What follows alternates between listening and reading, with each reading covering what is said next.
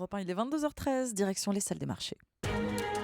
En compagnie cette semaine de Didier Hameau de Boursier.com. Bonsoir Didier. Bonsoir Emmanuel. Wall Street a terminé ce soir en baisse dans un marché prudent.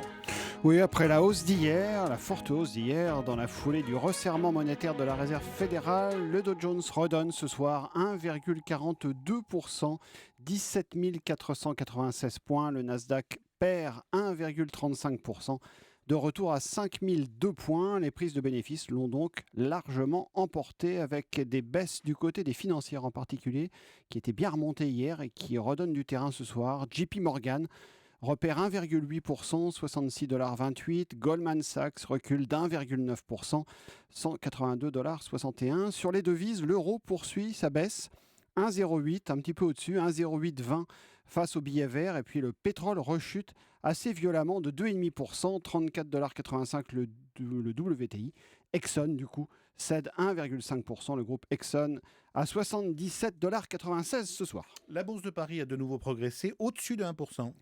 Plus 1,14%, effectivement, 4 678 points, alignant une troisième séance de hausse consécutive. C'est le secteur bancaire qui a mené la danse après la hausse des taux américains. Donc, Natixis a gagné 4%, la Société Générale a pris 2,3%, BNP Paribas plus 1,5%, le Crédit Agricole plus 1,6%.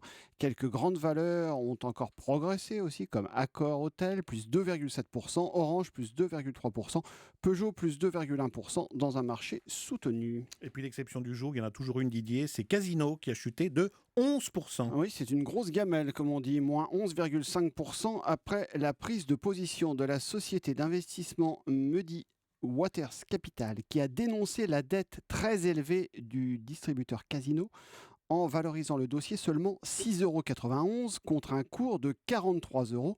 Du coup, tout le monde a vendu avec cette baisse spectaculaire de Casino de 11,5% à la clôture. Ailleurs, le DAX allemand monte de 2,5%. Bruxelles a pris 1,6%, Milan plus 1,5% et Londres plus 0,7%. On rappelle ce soir le CAC 40 en hausse d'1,14%, 4 678 points. Merci Didier Hameau, et toutes ces informations à retrouver bien sûr sur le site Boursier.com.